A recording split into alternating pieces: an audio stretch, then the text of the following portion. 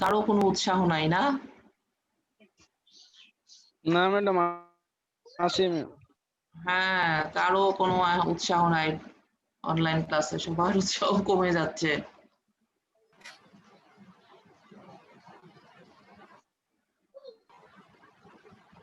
একশো জন হলে স্টার্ট করে দিবি।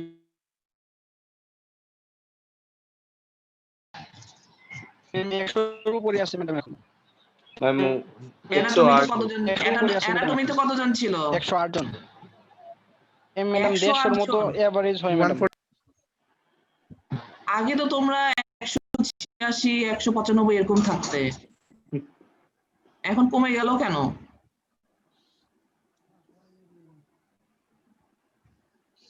কমে গেল কেন? সবাই সবাই হারিয়ে গেল কেন?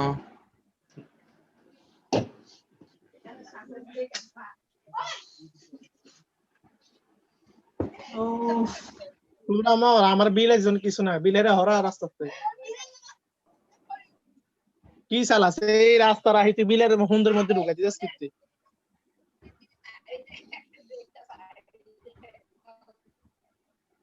উড়ান দিকে যা রাস্তা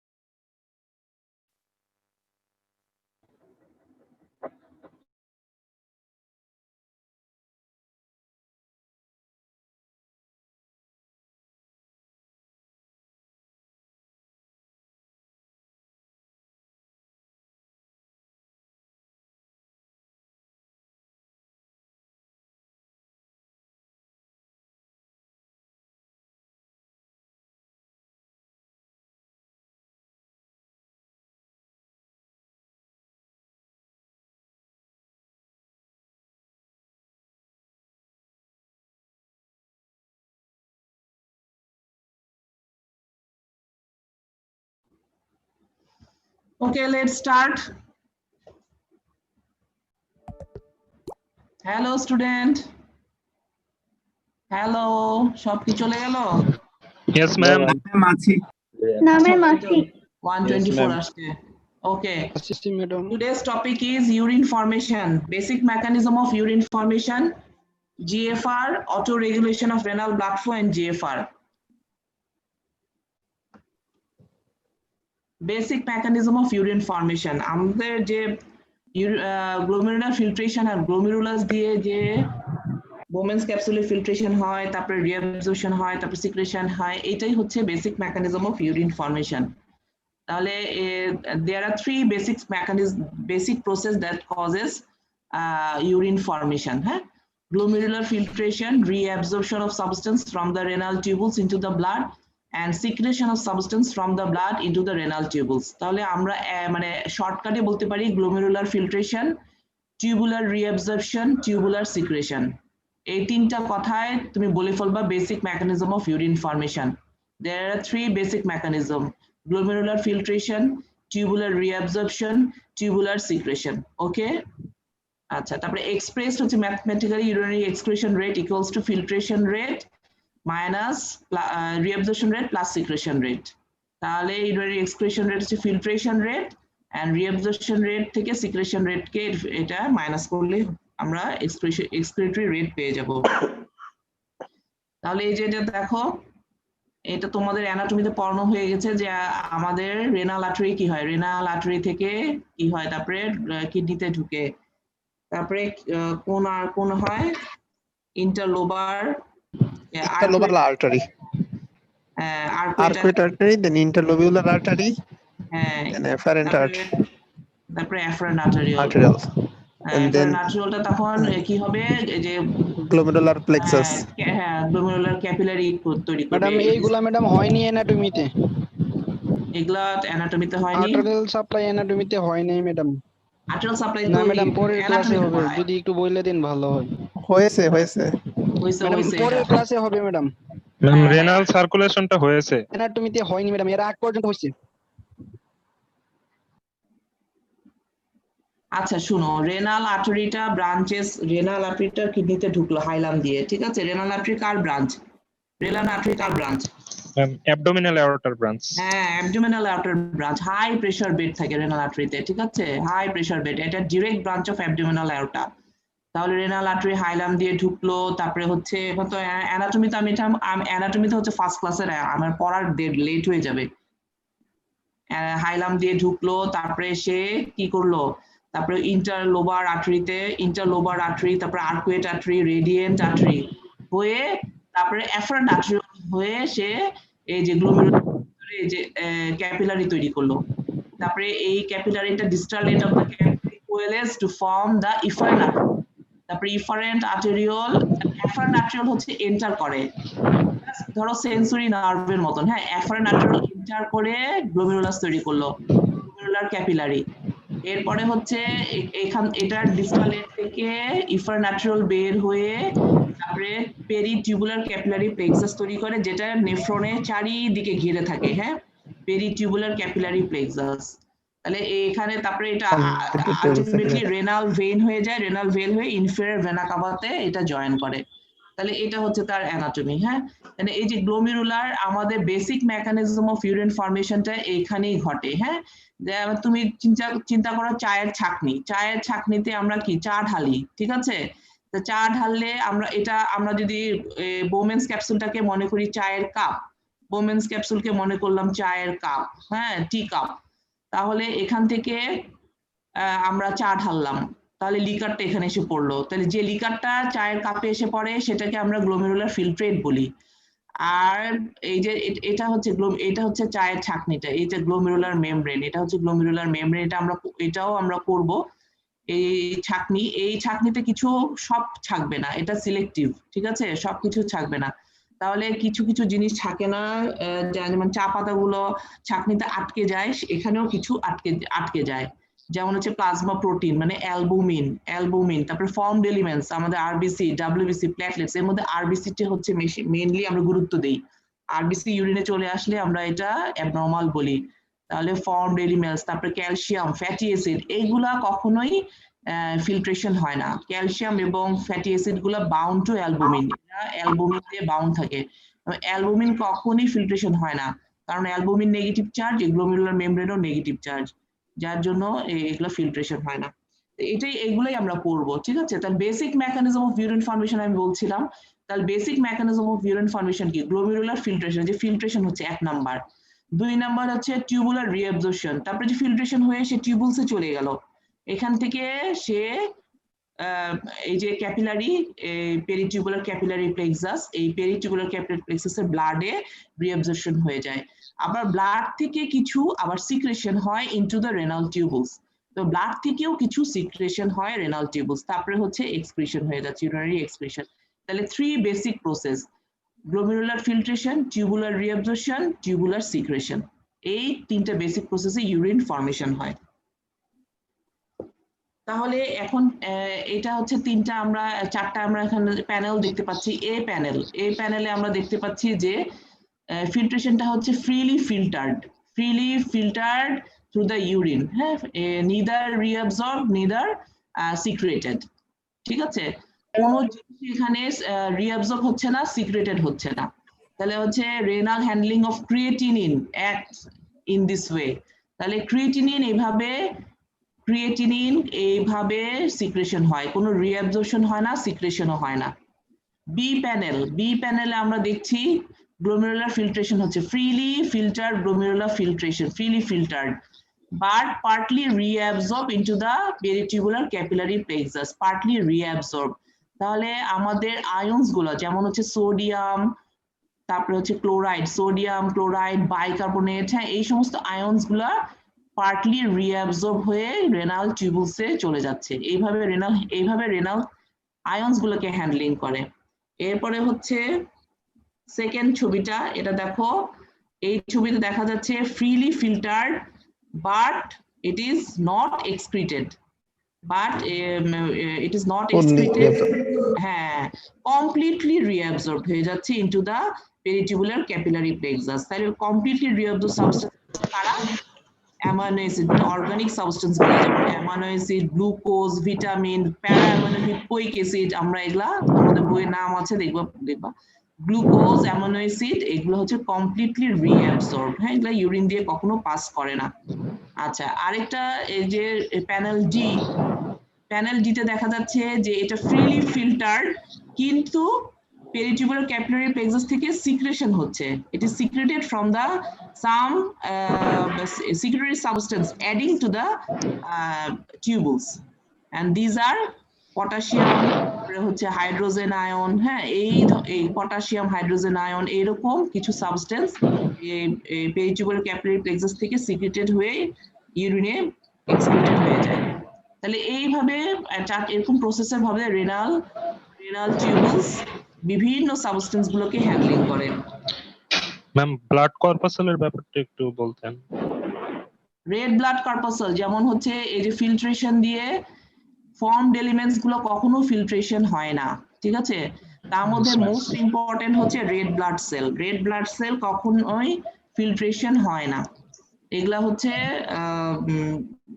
এই ব্লাডের মধ্যেই থাকে এটা রেনাল টিউবুলসে কখনো আসে না যদি রেড ব্লাড সেল পাওয়া যায় যেটাকে আমরা বলি হেমাচুরিয়া মানে হিম মানে তো আমরা জানি যে ব্লাড ইউরিয়া মানে ইউরিন তাহলে হেমাচুরিয়া মানে হচ্ছে ব্লাড ইন দ্য ইউরিন তাহলে ব্লাড ইউরিনে যদি ব্লাড পাওয়া যায় সেটা অ্যাবনর্মাল তার মানে ডিজিজ আছে রেনাল ডিজিজ আছে ওকে হ্যাঁ আচ্ছা এখন হচ্ছে তাহলে আমি যেগুলো বলেছি filtration reabsorption and secretion of different substance secretion কি সাবস্টেন্স সিক্রেশন এগুলো ভাইবার কোশ্চেন হ্যাঁ secreted substance are potassium and hydrogen ion and cleared from the blood especially the end product of the metabolism such as urea creatinine uric acid and ureates so they are excreted in the urine তাহলে একদম যা cleared from the blood থেকে একদম cleared হয়ে urine দিয়ে excreted করে যাবে হচ্ছে মেটাবলিক এন্ড প্রোডাক্ট গুলোর নাম জিজ্ঞেস করবে কি নাম সেগুলা তোমরা বলবে ইউরিয়া ইউরিক অ্যাসিড ক্রিয়েটিনিন ইউরেটস হ্যাঁ excreted in the urine and reabsorbed substance কি sodium chloride bicarbonate ion and completely reabsorbed substance amino acid glucose এছাড়াও বলতে পারো para amino hippuric acid and vitamins ma'am স্লাইডটা ফুল ডিসপ্লে করলে ভালো হয় আমার তো স্লাইড ফুল ডিসপ্লে করাই স্লাইড ও আচ্ছা ঠিক আছে ফুল ডিসপ্লেতেও আছে ফুল ডিসপ্লে করাই তো আছে ম্যাম ফোন স্ক্রিন রোটেট করলে হচ্ছে মানে ভালো মতো হ্যাঁ মানে ওকে বললাম ফোনের স্ক্রিনটা রোটেট করতে আর কি হ্যাঁ ওটা করলেই ভালো না ম্যাডাম আপনারটা ঠিক আছে ম্যাডাম অসুবিধা নেই কি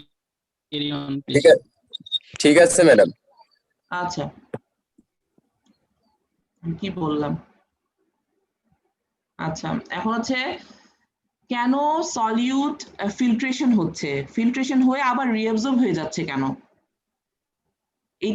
এটা কি দরকার why a large amount of solute filtered and then reabsorbed by the kidneys এটা কি দরকার আবার সলিউট ফিল্ট্রেশন হচ্ছে আবার ব্লাডটাকে নিয়ে চলে যাচ্ছে why তাহলে এটার কারণ হচ্ছে যে আমাদের যে মানে আনওয়ান্টেড সাবস্টেন্স গুলা যেমন হচ্ছে ক্রিয়েটিনিন ইউরিয়া ইউরিক অ্যাসিড হ্যাঁ এইগুলা ফিল্ট্রেশন হতেই হবে এগুলা ফিল্ট্রেশন হয়ে আমাদের ইউরিন দিয়ে এক্সক্রিশন হতেই হবে এগুলো হচ্ছে টক্সিক সাবস্টেন্স তাহলে এই টক্সিক সাবস্টেন্স গুলো হচ্ছে purely reabsorb through the renal tubules এই টক্সিক সাবস্টেন্স গুলা রেনাল টিউবুলস দিয়ে রিঅ্যাবজর্ব হয় না সুতরাং এদেরকে বের করে দেওয়ার জন্য আমাদের অবশ্যই ফিল্ট্রেশন হতে হবে এবং আমাদের বডির নিড অনুযায়ী আমাদের যেগুলো দরকার সেগুলো রিঅ্যাবজর্পশন হয়ে যায় যেমন সোডিয়াম ক্লোরাইড বাইকার্বনেট এই যে কতগুলো আয়নস এগুলো সব রিঅ্যাবজর্ব হয়ে যাবে তাহলে ওয়ান অ্যাডভান্টেজ অফ হাই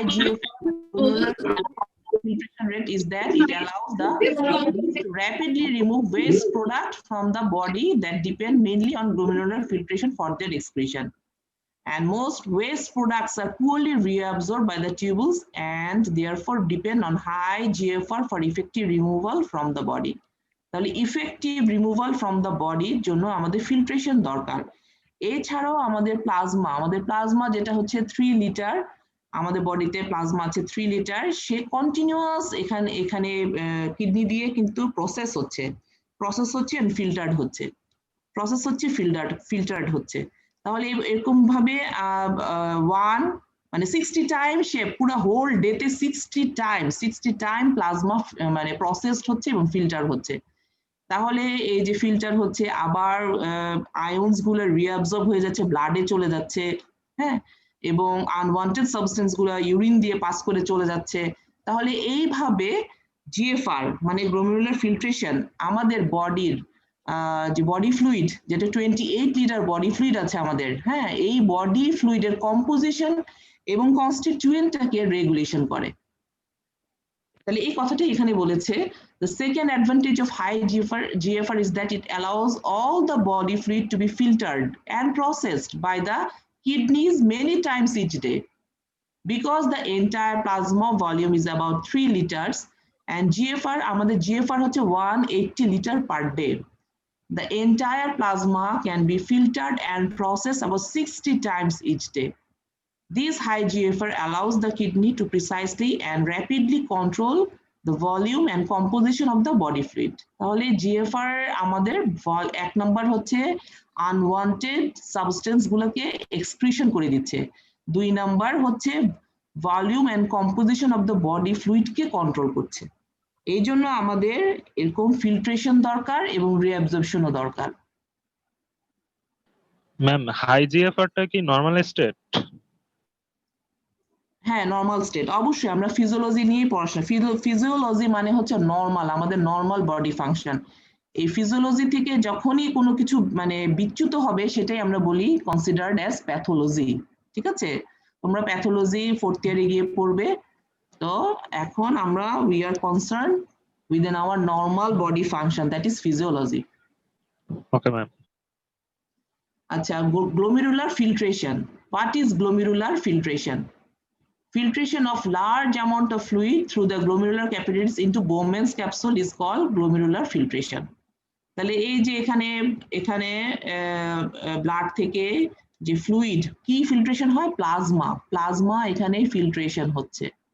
আর কোথায় যায় ফিল্ট্রেশন? এটা যে বোমেন্স ক্যাপসুল, এই যে বোমেন্স ক্যাপসুল। তাহলে বোমেন্স ক্যাপসুল এটা যেটাকে আমরা বলছি চায়ের কাপ, হ্যাঁ, আর এই যে এটা হচ্ছে গ্লোমেরুলার মেমব্রেনটাকে আমরা বলছি ছাকনি, চায়ের ছাকনি। তাহলে সে ছাকনি হিসেবে কাজ করে। আমাদের বডির আল্লাহ সৃষ্টি করেছে ছাকনি, কিডনি, সে হচ্ছে অলওয়েজ আমাদের ব্লাডটাকে ছাকে, হ্যাঁ, ফিল্ট্রেশন করে। তাহলে filtration of large amount of fluid through the glomerular capillaries into Bowman's capsule is called glomerular filtration. তাহলে composition of the glomerular filtrate, এই glomerular filtrate এর composition কি? এই ফিল্ট্রেটটা হচ্ছে সেম অ্যাজ প্লাজমার মতনই সবকিছুই থাকবে এক্সেপ্ট কিছু জিনিস থাকবে না, হ্যাঁ, সেটা কি থাকবে না? প্রথমেই হচ্ছে প্রোটিন, যেটাকে আমরা বলি অ্যালবুমিন, হ্যাঁ, অ্যালবুমিন, অ্যাবসেন্স অফ অ্যালবুমিন। এরপর হচ্ছে calcium and fatty acid. Calcium এবং ফ্যাটি অ্যাসিড কেন ফিল্টার্ড হচ্ছে না? They are partially bound to plasma protein যেহেতু নেগেটিভ এবং গ্লোমেরুলার মেমব্রেনও নেগেটিভ রিপালশন হয়, এই জন্য এরা ফিল্ট্রেশন হতে পারে না। and most salt and organic molecules are similar to the concentration in the plasma. এছাড়া বাদবাকি সল্ট এবং অর্গানিক যে মলিকুলস আছে একদম প্লাজমার মতনই তাদের composition. The glomerular capillaries are relatively impermeable to protein, so the filtered fluid called the glomerular filtrate, যে filter ফ্লুইডটা আছে আমরা এটাকে কি বলি?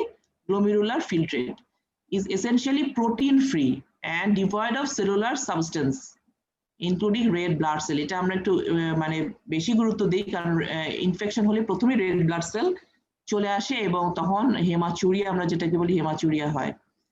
এন্ড ক্যালসিয়াম এন্ড ফ্যাটি অ্যাসিডও থাকে না। এবং তো প্রথমেই তোমাদেরকে যদি বলা হয় গ্লোমেরুলার ফিল্ট্রেটিক মানে কি নাই, প্রথমেই এটাই বলতে হবে যে প্লাজমা অ্যালবুমিন অ্যাবসেন্ট থাকে। তাহলে what are the difference between glomerular filtrate and urine? এটা একটা রিটেনের কোশ্চেন, এটা রিটেনে খুব আসে। তাহলে গ্লোমেরুলার ফিল্ট্রেট এবং ইউরিনের মধ্যে কি ডিফারেন্স? গ্লোমেরুলার ফিল্ট্রেট হচ্ছে সেম অ্যাজ প্লাজমার মতনই, তাহলে তার পিএইচও তাই হবে। আমাদের ব্লাডের পিএইচ, আমাদের ব্লাড অ্যালকালাইন এবং তার পিএইচ হচ্ছে 7.4। তো গ্লোমেরুলার ফিল্ট্রেটেরও হচ্ছে অ্যালকালাইন এবং পিএইচ 7.4। কিন্তু ইউরিন হচ্ছে ইউজুয়ালি ইট ইজ অ্যাসিডিক। কিন্তু তুমি অ্যালকালাইন ফুড যদি খাও, ভেজিটেবলস আর অ্যালকালাইন, তারপরে অ্যান্টাসিড ইজ অ্যালকালাইন। কারো যদি গ্যাস্ট্রিক থাকে, গ্যাস্ট্রিক পেপটিক আলসার, সে অ্যান্টাসিড খায়, তাহলে অ্যান্টাসিড যদি খাও তাহলে তার অ্যালকালাইন ইউরিন হতে পারে। তাহলে ইউজুয়ালি অ্যাসিডিক আমাদের ইউরিন হয় অ্যাসিডিক, এবং পিএইচ হচ্ছে রেঞ্জ হচ্ছে 4.5 to 6.5। যদি অ্যালকালাইন ইউরিন হয় তাহলে এটা 8 পর্যন্ত পিএইচ যেতে পারে। 4.5 to 8 আমরা বলতে পারি ইফ ইউরিন ইজ অ্যালকালাইন। তারপরে হচ্ছে গ্লোমেরুলার ফিল্ট্রেট হচ্ছে আইসোটনিক টু প্লাজমা, মানে এটা হচ্ছে প্লাজমার আমাদের কলোয়েডাল অসমোটিক প্রেসার হচ্ছে 300 মিলি অসমোল পার লিটার। তাহলে ইউরিনের আবার এটা প্লাজমার মতো না, এটা হাইপারটনিক টু প্লাজমা। তাহলে আইসোটনিক হচ্ছে 0.9% সোডিয়াম ক্লোরাইড সলিউশনটাকে আমরা বলি আইসোটনিক। 0.9% সোডিয়াম ক্লোরাইড সলিউশনকে আমরা বলি আইসোটনিক। এর বেশি হলে আমরা বলি হাইপারটনিক, এর কম হলে আমরা বলি হাইপোটনিক। তাহলে এই যেহেতু আমাদের প্লাজমাটা হচ্ছে 300 মিলি অসমোল, সেটা হচ্ছে আইসো মানে same to the plasma, isotonic. আর এটার চেয়ে বেশি হচ্ছে ইউরিন, সেজন্য এটা hypertonic 1200 milli osmol per litre. আর গ্লোমেরুলার ফিল্ট্রেশন পার ডেতে 180 লিটার, আর ইউরিন ফর্মেশন হয় 0.5 থেকে 1.5 লিটার পার ডে। আর গ্লোমেরুলার ফিল্ট্রেশন রেট হচ্ছে 125 ml পার মিনিট, আর ইউরিন ফর্মেশন রেট হচ্ছে 1 ml পার মিনিট। এটাও কিন্তু একটা ভাইবাল কোশ্চেন যে গ্লোমেরুলার ফিল্ট্রেশন রেট যদি 125 ml পার মিনিট হয়, ইউরিন ফর্মেশন রেট কত? তাহলে ইউরিন ফর্মেশন রেট হচ্ছে 1 ml per minute. And it is glomerular filtrate, its composition is nearly similar to plasma, but it is not similar to plasma. আচ্ছা, glomerular capillary membrane, আমরা glomerular capillary membrane তোমাদের পড়ানো হয়েছে না? এটা পড়ানো হয়েছে? No ma'am. No ma'am. আচ্ছা, তাহলে গ্লোমেরুলার ক্যাপিলারি মেমব্রেনে আমাদের বডির সিস্টেমিক সার্কুলেশন বল যত জায়গা আছে, ক্যাপিলারি মেমব্রেনের দুইটা লেয়ার থাকে, একটা হচ্ছে এন্ডোথেলিয়াম আর basement membrane. Endothelium and basement membrane থাকে সব জায়গায়। এই যে কিডনিতে, এখানে এখানে কিডনির ক্যাপিলারি মেমব্রেনে হচ্ছে 3টা লেয়ার আমরা দেখি, যেটা অন্য কোথাও পাওয়া যাবে না। তাহলে 3টা লেয়ার কি কি? মানে ইনসাইড ও আউটসাইড। হ্যাঁ, endothelium of the capillary basement membrane, a layer of epithelial cell that is porocyte surrounding the outer surface of the capillary basement membrane. Even with this high rate of filtration, the glomerular capillary membrane normally prevents filtration of plasma protein. এই কথাটা বারবারই আসে, plasma প্রোটিনকে সে filtrate হতে দেয় না because of negative charge. তাহলে এই যে দেখো, এই যে এটা হচ্ছে বোমেন্স ক্যাপসুল। এই বোমেন্স ক্যাপসুলের ভিতরে থাকে হচ্ছে গ্লোমেরুলার ক্যাপিলারি। হ্যাঁ, এই গ্লোমেরুলার ক্যাপিলারিটাকে আমরা এখন হাইলাইট করে এখানে মাইক্রোস্কোপে আমরা দেখছি। তাহলে দেখছি 3টা লেয়ার। এটা হচ্ছে এন্ডোথেলিয়াম, এই যে ক্যাপিলারি এন্ডোথেলিয়াম, তারপর হচ্ছে ক্যাপিলারি বেসমেন্ট মেমব্রেন, এরপরে হচ্ছে আরেকটা এপিথেলিয়াল লেয়ার, এটা হচ্ছে আরেকটা স্পেশালাইজড এপিথেলিয়াল লেয়ার। এই এপিথেলিয়াল লেয়ারটা স্পেশালাইজড কেন বলছে? কারণ এটা it surrounds the basement membrane of the endothelium, and it has food process. এই যে ফুড প্রসেস, এপিথেলিয়ামটা হচ্ছে ফুড প্রসেস, মানে একটা ফুড প্রসেসের মতন থাকে, এবং it is not continuous and there is a gap between the food process. এই গ্যাপটাকে আমরা বলছি slit pore through which the glomerular filtration occurs. আর এন্ডোথেলিয়ামটা হচ্ছে there are many pores in the endothelial. এই পোর্স গুলাকে আমরা বলছি ফেনেস্ট্রি। এই পোর গুলাকে আমরা বলছি ফেনেস্ট্রি। তাহলে এন্ডোথেলিয়াল লেয়ার, হ্যাঁ, এই দেখো আল্লাহ তাআলা কিভাবে সৃষ্টি করেছে, যেখানে প্রচুর পোর আছে। তার মানে কি দেখে মনে হচ্ছে না এটা ছাকনি, এখান দিয়ে ফিল্ট্রেশন হবে। আমাদের ছাকনিটা কি অনেক ছিদ্রযুক্ত না? হ্যাঁ, তাহলে এটাও এরকম অনেক অসংখ্য ছিদ্রযুক্ত, যেটাকে আমরা বলছি ফেনেস্ট্রি। তাহলে অনেক সময় ভাইবা জিজ্ঞেস করে যে গ্লোমেরুলার মেমব্রেন দিয়ে ফিল্ট্রেশন কেন হয়? তাহলে তোমার অ্যান্সার হবে গ্লোমেরুলার মেমব্রেনে ফিল্ট্রেশন হয় কারণ ইট ইজ পোরাস। এটা এখানে অসংখ্য ফেনেস্ট্রি থাকে। হ্যাঁ, এছাড়াও there is a specialized epithelial cell called podocyte, যেটা হচ্ছে podocyte. It is foot-like process and it is not continuous. It is just encircle the basement membrane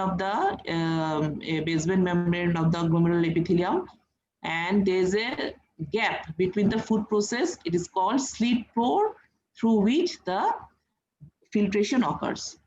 And it is high pressure bed because renal artery is direct branch of abdominal aorta. Abdominal aorta is high pressure bed. So it is high pressure bed. Its hydrostatic pressure is 60 millimeter of mercury, higher than systemic capillary pressure. So filtration occur. Ma'am একটা question ছিল। হ্যাঁ, ma'am এই specialised এপিথেলিয়ামের উপরে কি আমাদের যে general এপিথেলিয়ামটা থাকে সেটা কি থাকবে?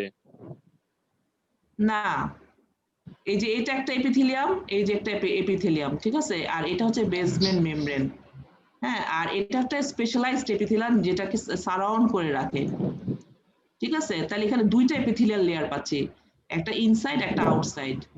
ইনসাইডটাকে আমরা বলছি এন্ডোথেলিয়াম আর আউটসাইডটাকে আমরা বলছি পোডোসাইট। ক্লিয়ার? Okay ma'am. জি ম্যাম।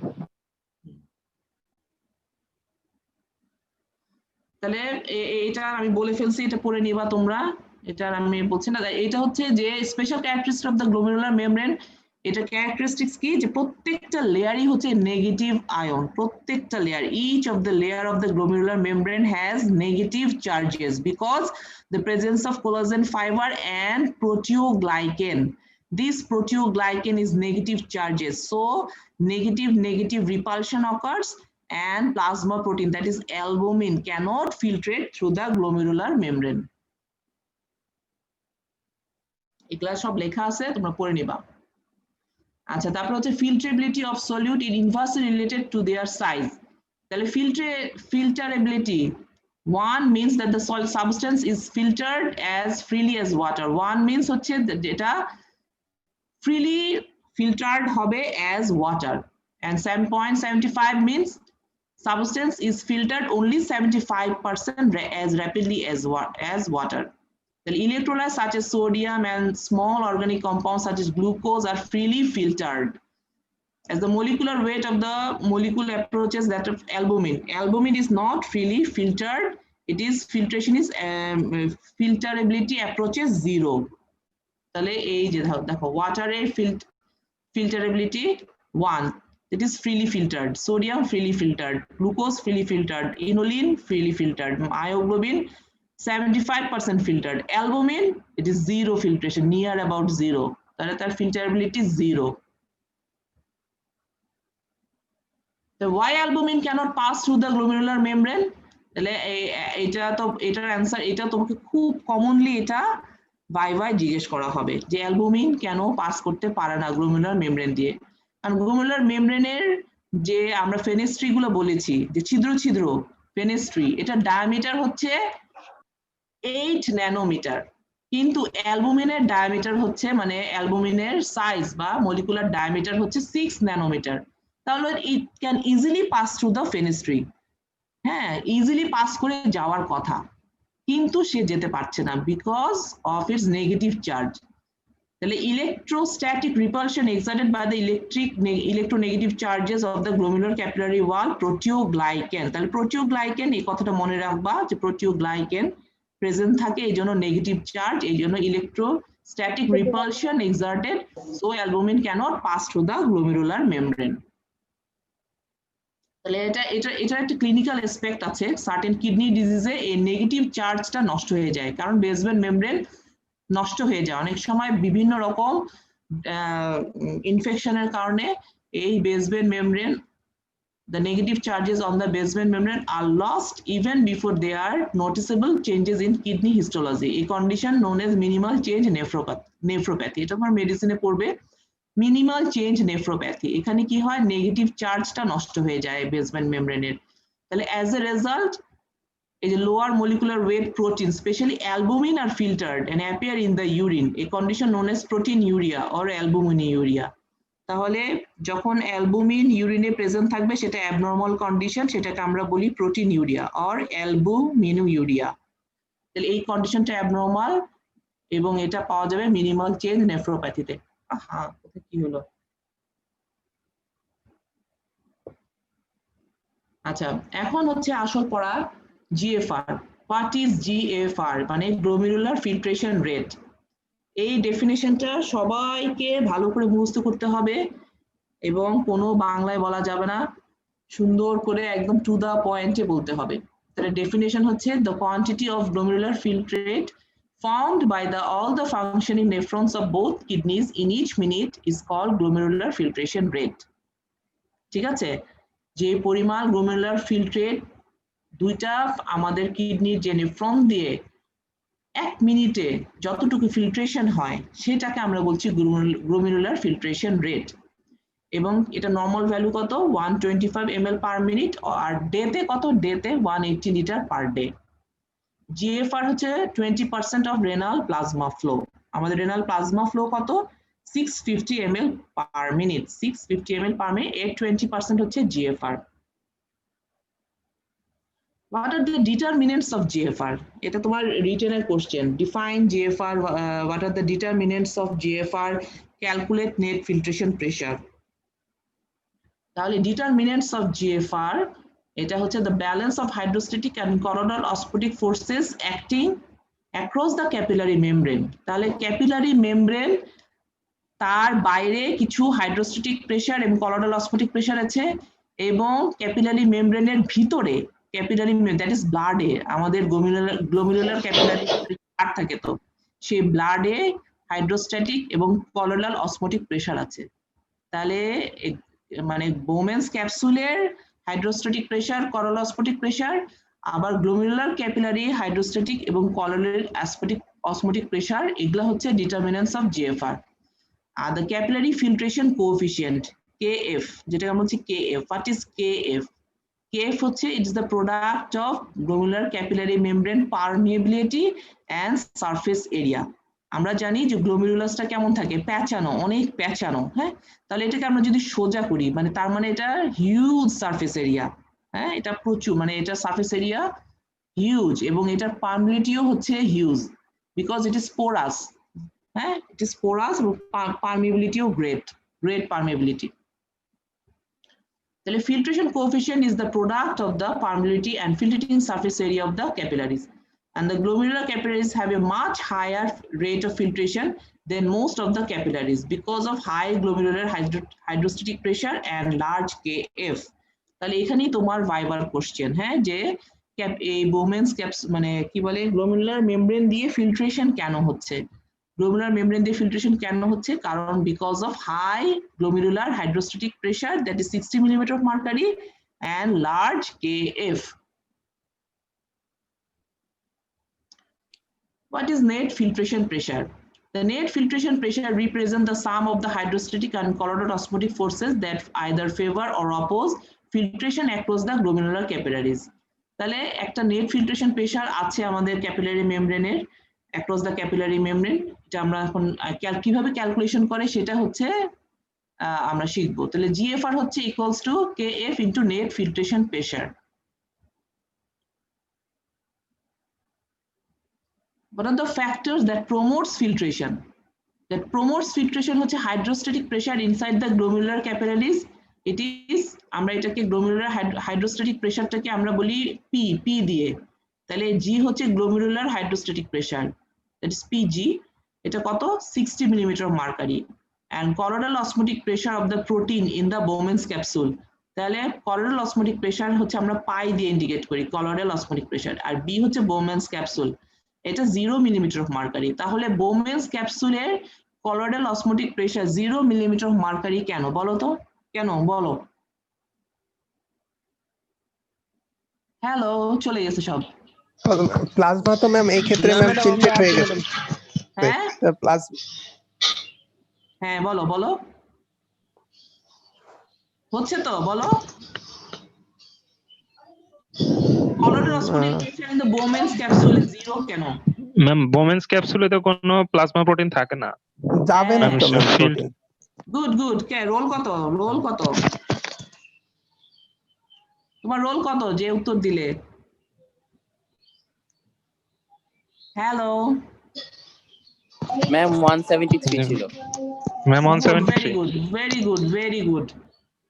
তাহলে বোমেন্স ক্যাপসুল মানে বোমেন্স ক্যাপসুলে কোনো প্লাজমা প্রোটিন থাকে না, সেই জন্য আমরা জানি যে তোমরা পড়ে আসছো ব্লাডে plasma protein mainly albumin exert 80% of colloidal osmotic pressure.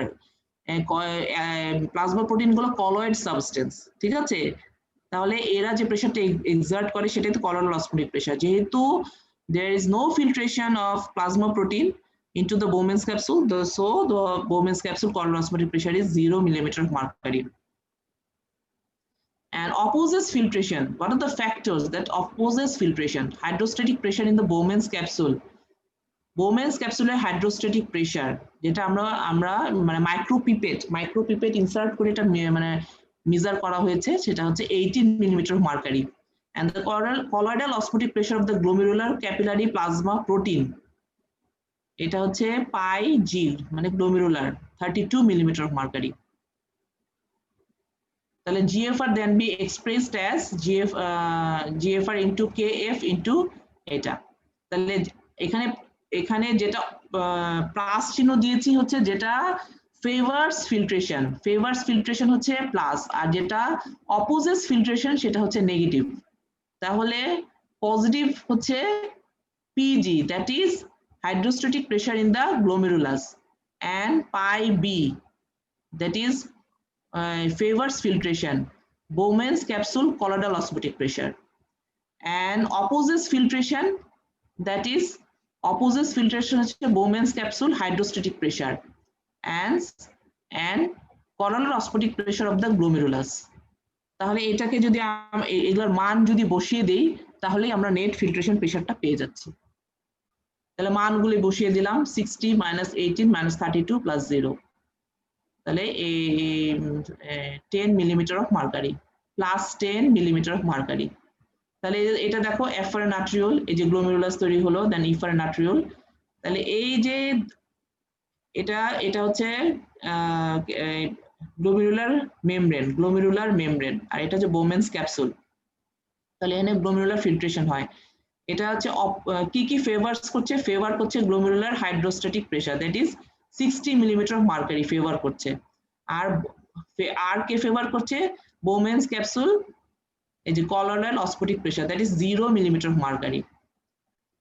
R oppose করছে হচ্ছে এই দুইটা অপোজ করছে, glomerular colloidal osmotic pressure that is 32 millimeter of mercury, আর এখানে বোমেন্স ক্যাপসুলার হাইড্রোস্ট্যাটিক প্রেসার যেটা হচ্ছে 18 millimeter of mercury। এটা ফিল্ট্রেশন অপোজ করছে। তাহলে increase glomerular capillary filtration coefficient increase GFR। তাহলে KF আমরা কিভাবে ক্যালকুলেশন করতে পারি? GFR divided by net filtration pressure. GFR হচ্ছে 125 ml per minute and net filtration pressure আমরা পেলাম 10 millimeter of mercury। তাহলে KF হচ্ছে ক্যালকুলেটেড হবে 12.5 ml per minute per millimeter of mercury of filtration pressure। তাহলে এটার ক্লিনিক্যাল অ্যাসপেক্ট কি? এই KF-টা আমরা বলতেছি গ্লোমেরুলার মেমব্রেনকে, তাই না? Glomerular membrane. তাহলে uncontrolled diabetes and hypertension reduces KF, that loss of capillary function. তাহলে আনকন্ট্রোলড হাইপারটেনশন এবং ডায়াবেটিসে KF-টা লস হয়। তাহলে increase Bowman's capsule hydrostatic pressure decrease GFR। তাহলে বোমেন্স ক্যাপসুলের হাইড্রোস্ট্যাটিক প্রেসার যদি বেড়ে যায় তাহলে GFR কমে যাবে। এটার ক্লিনিক্যাল অ্যাসপেক্ট কি? Obstruction of the urinary tract, example হচ্ছে stone in the urinary tract. যেমন হচ্ছে ক্যালসিয়াম যদি ফিল্টার হয়ে চলে আসে তাহলে ক্যালসিয়াম প্রেসিপিটেট করে এবং স্টোন করে, ক্যালসিয়াম স্টোন। তারপরে ইউরেট স্টোন, এগুলা সব যদি এই যে ইউরেটারে ইম্প্যাক্টেড হয়ে যায় তাহলে কি হবে? এখানে এটা তো ইউরেটার, এটা পেলভিস, রেনাল পেলভিস। এখানে ধরো স্টোন ইম্প্যাক্টেড হলো, তাহলে তো আউটফ্লো হবে না, তখন ব্যাক ফ্লো হবে। এই ব্যাক ফ্লো হয়ে এই পেলভিসটা ডাইলেটেড হয়ে যাবে, সেটাকে আমরা বলি হাইড্রোনেফ্রোসিস। হ্যাঁ, তখন কিডনি ড্যামেজ হয়ে যাবে যতক্ষণ পর্যন্ত এই স্টোন রিমুভ না করছো। তাহলে obstruction of the urinary tract, example stone in the urinary tract raising Bowman's, এটা এখানে স্টোন যদি থাকে তাহলে আলটিমেটলি বোমেন্স ক্যাপসুলের হাইড্রোস্ট্যাটিক প্রেসার রেজ করবে, and that causes damage of the glomerular membrane. Increased glomerular choroidal osmotic pressure, decrease GFR. তাহলে যদি glomerular choroidal osmotic pressure increase করে তাহলে GFR decrease হয়ে যাবে। And as blood passes from the afferent arteriole through the glomerular capillary into the efferent arteriole, the plasma protein concentration increases about 20%. মানে হচ্ছে এখানে ব্লাডটা efferent আর্টেরিয়ল দিয়ে গ্লোমেরুলার ক্যাপিলারি হয়ে যখন এফারেন্ট আর্টেরিয়লের দিকে যাবে তখন এখানে কনসেন্ট্রেশন, প্লাজমা প্রোটিনের কনসেন্ট্রেশনটা বেড়ে যায়, কারণ এখান দিয়ে প্লাজমা ফিল্ট্রেশন হয়, কিন্তু এদিকে প্লাজমা প্রোটিনের কি হয়, প্লাজমা প্রোটিনের কনসেন্ট্রেশন 20% বেড়ে যায়। আমাদের সিস্টেমিক সার্কুলেশনের চাইতে 20% এখানে প্লাজমা প্রোটিনের কনসেন্ট্রেশন বেড়ে যায়, যার জন্য প্লাজমা প্রোটিনের কনসেন্ট্রেশন বেড়ে গেলে কলোয়েডাল অসমোটিক প্রেসার বেড়ে যাবে, এবং কলোয়েডাল অসমোটিক প্রেসার বেড়ে গেলে জিএফআর কমে যাবে। The reason for this is that about 1/5 of the fluid in the capillaries filters in the Bowman's capsule and thereby concentrating the glomerular plasma protein that are not filtered. ঠিক আছে? And raises the colloidal osmotic pressure and decrease GFR. Assuming the normal colloidal osmotic pressure of the plasma entering the glomerular capillaries is 28 millimeter mercury, and this value rises to about 36 millimeter mercury by the time the blood reaches the efferent end of the capillaries. Therefore, the average colloid osmotic pressure of the glomerular capillary plasma protein is midway between 28-36 millimeter mercury, about 20, that is 32 millimeter mercury. Two factors that influence the glomerular capillary colloidal osmotic pressure. দুইটা factor glomerular capillary colloidal osmotic প্রেসারকে regulate করছে। একটা হচ্ছে আমাদের arterial plasma colloidal osmotic pressure. আমাদের arterial plasma colloidal osmotic pressure কত? 28 to 32 millimeter of mercury, and the fraction of plasma filtered by the glomerular capillaries, that is filtration fraction. কিছু plasma filtration যে হয়ে যায় সেটাকে আমরা বলছি filtration fraction, the fraction of plasma filtered by the glomerular capillaries. Increase in the filtration fraction also concentrate the plasma protein and raises the glomerular choroidal osmotic pressure. তাহলে filtration fraction হচ্ছে এবং glomerular capillary choroidal osmotic pressure বেড়ে যাচ্ছে, তাহলে choroidal osmotic pressure যদি বেড়ে যায় GFR কমে যাবে, decrease GFR. Increase glomerular capillary hydrostatic pressure, increase GFR. তাহলে glomerular hydrostatic pressure is determined by three variables: arterial pressure, afferent arteriolar resistance, efferent arteriolar resistance. Increased resistance in the afferent arteriole reduces glomerular hydrostatic pressure and decrease GFR. And dilation of the afferent arteriole increase both glomerular hydrostatic pressure and GFR. এটা এখানে আমরা এই কথাটা কি বলছে যে এই যে afferent arteriole, ঠিক আছে, afferent arteriole এইটা যদি ডাইলেট করে, এটা যদি ডাইলেট করে afferent arteriole যেটা ভিতরে ঢুকতেছে, হ্যাঁ, যেটা গ্লোমেরুলার ভিতরে ঢুকতেছে afferent arteriole, এই afferent arteriole এর রেজিস্ট্যান্স যদি বেড়ে যায় তাহলে এটা কি মানে কনস্ট্রিক্ট করবে, রেজিস্ট্যান্স যদি বেড়ে যায় তখন হাইড্রোস্ট্যাটিক প্রেসার বেড়ে যাবে, হ্যাঁ, hydrostatic pressure resistance hydrostatic pressure কমে যাবে, তাহলে জিএফআর কমে যাবে। এবং এই afferent arterioleটাকে যদি ডাইলেট করো, মানে তার রেজিস্ট্যান্স যদি কমায় দাও, afferent arterioleর রেজিস্ট্যান্স যদি কমায় দাও, এটাকে ডাইলেট যদি করো, তাহলে এর গ্লোমেরুলার হাইড্রোস্ট্যাটিক প্রেসার বেড়ে যাবে, হাইড্রোস্ট্যাটিক প্রেসার বেড়ে গেলে জিএফআর বাড়বে। আর efferent arteriole যেটা বের হয়ে efferent arterioleটা পেরিটিউবুলার ক্যাপিলারি প্লেক্সাস তৈরি করছে, যে পেরিটিউবুলার ক্যাপিলারি প্লেক্সাস যেটা নেফ্রনের চারিদিকে থাকে, এই efferent arterioleকে যদি কনস্ট্রিক্ট করা হয়, এটা আবার দুইটা ফেজ আছে। একটা ফেজ হচ্ছে যদি মাইল্ড কনস্ট্রিকশন যদি হয় efferent arterioleর, তাহলে এখান থেকে ব্যাকফ্লো হয়ে এখানে হাইড্রোস্ট্যাটিক প্রেসারটা বেড়ে যাবে, হাইড্রোস্ট্যাটিক প্রেসার বেড়ে গেলে জিএফআর বেড়ে যাবে। কিন্তু যদি সিভিয়ার কনস্ট্রিকশন করো, সিভিয়ার যদি কনস্ট্রিকশন হয় efferent arteriole, যেটা সিম্প্যাথেটিক অ্যাক্টিভিটি, যেমন সিভিয়ার হেমোরেজ, অনেক বেশি রক্তক্ষরণ হচ্ছে, তখন সিম্প্যাথেটিক অ্যাক্টিভিটি বেড়ে যায়, সিম্প্যাথেটিক নার্ভাস সিস্টেম তখন এই efferent arterioleকে কনস্ট্রিক্ট করে। সিভিয়ার কনস্ট্রিকশন হলে কি হবে, এখানে তো afferent arteriole দিয়ে ব্লাড আসতেছে, প্রচুর ব্লাড আসতেছে, এখানে blood comes through the afferent arteriole into the glomerulus, and concentrate increase plasma protein. এখানে plasma protein এর concentration increase হবে, increase plasma protein. This increased plasma protein causes increased colloidal osmotic pressure and reduce GFR.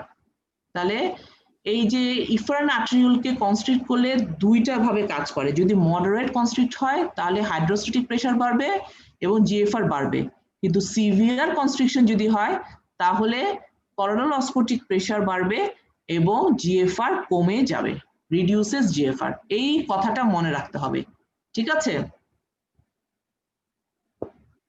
তাহলে renal blood flow হচ্ছে আমাদের renal blood flow both কিডনিতে 1100 ml per minute, that is 22% of cardiac output in 70 kg man. The large fraction of oxygen consumed by the kidneys is related to the high rate of active sodium reabsorption by renal tubules. মানে sodium যখন reabsorb হবে অক্সিজেনের কনজাম্পশনও বাড়বে। If renal blood flow and GFR are reduced, less sodium is filtered, less sodium reabsorbed and less oxygen is consumed. যদি renal blood flow কমে যায় জিএফআরও কমে যাবে, সোডিয়ামও রিঅ্যাবজর্পশন কমে যাবে, অক্সিজেনের কনজাম্পশনও কমে যাবে। Determinants of renal blood flow, আমরা জানি যে ব্লাড কেন ফ্লো করে, ডিউ টু প্রেসার গ্রেডিয়েন্ট। এটা আমরা ফিজিক্স অফ ব্লাড ফ্লোতে সিভিএস এ পড়ে আসছি যে একটা আর্টারি টু এন্ডের যখন গ্রেডিয়েন্ট তৈরি হয়, প্রেসারের গ্রেডিয়েন্ট তৈরি হয়, তখন হচ্ছে ব্লাড ফ্লো করে। হ্যাঁ, ঠিক এখানেও তাই হচ্ছে। The renal blood flow is determined by the pressure gradient across the renal vasculature. The difference between the renal artery and the renal vein hydrostatic pressure divided by the total renal vascular resistance. তাহলে renal arterial pressure and renal venous pressure gradient হচ্ছে renal blood flow, and it's inversely proportional to the vascular resistance. তাহলে এটা হচ্ছে যে pressure গুলা তোমরা একটু দেখে নিবা যে তাদের প্রেসার গুলো বিভিন্ন প্রেসার গুলো কেমন থাকে। যেমন রেনাল আর্টারিতে থাকে সিস্টেমিক আর্টারির মতনই, এগুলো সব মিন দেখাচ্ছে, মিন প্রেসার। রেনাল আর্টারিতে সিস্টেমিকের মতনই প্রেসার থাকে 100 মিলিমিটার অফ মার্কারি। তারপরে এটা একটু দেখো ক্যাপিলারিতে থাকে 60 মিলিমিটার অফ মার্কারি। তারপরে পেরিটিউবুলার ক্যাপিলারিতে থাকে বিগিনিং এ 18, তারপরে আরো এন্ডে হয়ে যায় 8, তাহলে 8 to 18। সো মানে প্রেসারটা এতই কমে যায় যার জন্য এখানে রিঅ্যাবজর্পশন বেশি হয় এবং মেডুলারি ইন্টারস্টিশিয়াম হাইপার অসমোলার হয়। আর renal venous pressure 4 millimetre of mercury. তাহলে আমরা কিডনিকে যদি ক্রস সেকশন করি, তাহলে তোমাদের কিডনিকে যদি একটা ক্রস সেকশন করে হাতে দেওয়া যায় তাহলে তোমরা দেখবে যে আউটার কর্টেক্স, ইনার মেডলা। আউটার কর্টেক্সটা একদম লাল টুকটুকে আর মেডলাটা একেবারে মানে একবারে ফেক কালার হয়ে গেছে। হ্যাঁ, তাহলে সাদাটে আর কি। তাহলে আউটার পার্ট অফ দ্য কিডনিতে এটা রেড কেন? কারণ হচ্ছে এখানে ব্লাড ফ্লো বেশি। তাহলে blood flow in the renal মেডুলাতে কম, only 1 to 2% of the total renal blood flow, এই জন্য এটা ফ্যাকাশে দেখায়। Flow to the renal medulla is supplied by a specialized portion of the peritubular capillary system called the vasa recta. The renal medulla তে হচ্ছে যে peritubular capillary plexus যেটাকে আমরা বলছি, সেটা যখন renal medulla তে এন্টার করে তখন সেটার নাম হয়ে যায় vasa recta। এটা একটু মনে রাখতে হবে, vasa recta। এটা তোমরা পড়বে কনসেন্ট্রেটেড ইউরিন, ডাইলিউট ইউরিন কিভাবে তৈরি হয়, তখন এটা কাজে লাগবে। যখন peritubular capillary plexus medulla তে মানে এন্টার করে, that is juxtamedullary nephron, হ্যাঁ, peritubular capillary plexus কে আমরা তখন বলি vasa recta। The glomerular hydrostatic pressure and the glomerular colloidal osmotic pressure are influenced by the sympathetic nervous system, hormones and autocoids. তাহলে এই যে glomerular hydrostatic pressure, glomerular colloidal osmotic pressure, এগুলো হচ্ছে আবার কে control করে? সিম্প্যাথেটিক নার্ভাস সিস্টেম, কিছু hormones এবং অটোকয়েডস। তাহলে অটোকয়েডস গুলো কি? অটোকয়েডস আর vasoactive substance that are released in the kidney and acts locally. তাহলে কি কি অটোকয়েডস যেগুলা হচ্ছে এগুলা আমরা এখন শিখবো। All the blood vessels of the kidney includes the afferent efferent arterioles are richly innervated by sympathetic nervous system, and strong activation of the renal sympathetic nerve can constrict the renal arteries and decrease the renal blood flow and GFR. যেটা আমি বলেছি brain ischaemia severe হেমোরেজে সিম্প্যাথেটিকটা হচ্ছে renal আর্টেরিওলস গুলোকে constrict করে এবং GFR কমায় দিচ্ছে। and moderate and mild sympathetic stimulation has little influence on the renal blood flow and GFR. এখানে এটা একটা ভাইবার question, name some hormones and autocoads that influence GFR.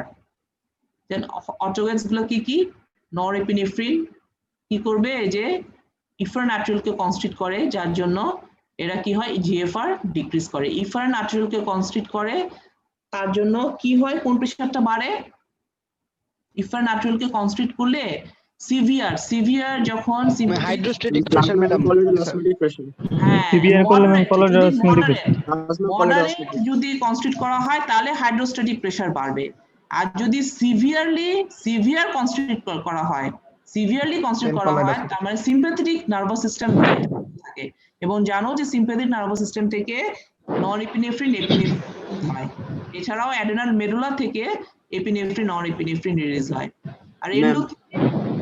R এন্ডোথেলিনটা release হয় হচ্ছে ক্যাপিলারি এন্ডোথেলিয়াম থেকে রিলিজ হয়, এবং ক্যাপিলারি এন্ডোথেলিয়াম যখন ইনজুরি হয় তখন এন্ডোথেলিন রিলিজ হয়, এরাও ভেসোকনস্ট্রিক্টর, ঠিক আছে, এরাও ইফারনাট্রিলকে কনস্ট্রিক্ট করবে, যার জন্য করোনাল অসমোটিক প্রেসার বেড়ে যাবে এবং জিএফআর কমে যাবে। কারণ ওখানে করোনাল অসমোটিক প্রেসার কেন বেড়ে যায়, কারণ এখানে তো উল্টা, ওখানে প্রচুর এফারেন আর্টেরিওল দিয়ে ব্লাড আসতেছে, এখানে প্রচুর পরিমাণ কি হয় ব্লাড জমা হয়, এখানে plasma protein increase plasma protein concentration that exert coronal osmotic pressure. আর অ্যাঞ্জিওটেনসিন 2 হচ্ছে এটা প্রিভেন্টস, এটা আমরা অটো রেগুলেশনে পড়বো যে role of angiotensin on GFR. তারপর হচ্ছে endothelial derived nitric oxide and prostaglandin they are vasodilator, এরা ডাইলেট করবে যার জন্য জিএফআর ইনক্রিজ করবে। ম্যাডাম অটোকয়েড গুলো কি হরমোন নাকি? না, অটোকয়েডস গুলো নট হরমোন, মানে এটাকে আমরা বলছি যে একটা chemical substance that is secreted from the kidney, ঠিক আছে, যে লোকালি অ্যাক্ট হচ্ছে লোকালি, এটা পুরোপুরি আমরা হরমোন বলতে পারছি না। আচ্ছা, what are the factors affecting GFR, তাহলে এইটা রিটেনের কোশ্চেন, এবং এটা আমি নিয়েছি হচ্ছে জ্ঞানং থেকে, এটা খুব রিটেনে আসে, একদম খুব কমনলি রিটেনে আসে।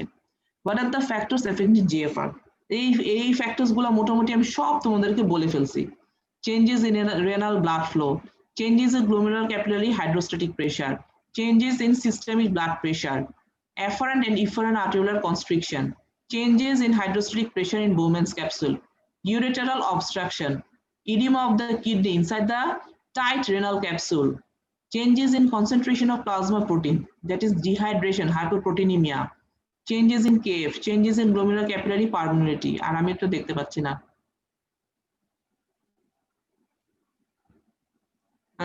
Filtration fraction, তাহলে the fraction of the renal plasma flow that is filtered is called the filtration fraction, এটা ভাইবার কোশ্চেন। হ্যাঁ, তাহলে এটা কত, এটা হচ্ছে 0.2, এটা কিভাবে বের করে, এটার ইকুয়েশন হচ্ছে GFR divided by plasma flow, তো GFR হচ্ছে 125 আর প্লাজমা ফ্লো 650, তাহলে 0.19, আমরা সেটাকে অ্যাপ্রক্সিমেট বলছি 0.2, that is 20% of the plasma flowing through the kidney is filtered through the glomerular capillaries. A renal fraction ki, the portion of the total cardiac output that passes through the kidney is called renal fraction. And equation থেকে renal blood flow divided by cardiac output, এটা আমরা পার্সেন্টেজে নিয়েছি। তাহলে renal blood flow হচ্ছে 1200, আমরা renal blood flow 1200 বলতে পারি অথবা 1100 বলতে পারি, যেটা তোমরা বলতে চাও সেটাই, 1200 বলতে পারো, 1100 বলতে পারো। আর কার্ডিয়াক আউটপুট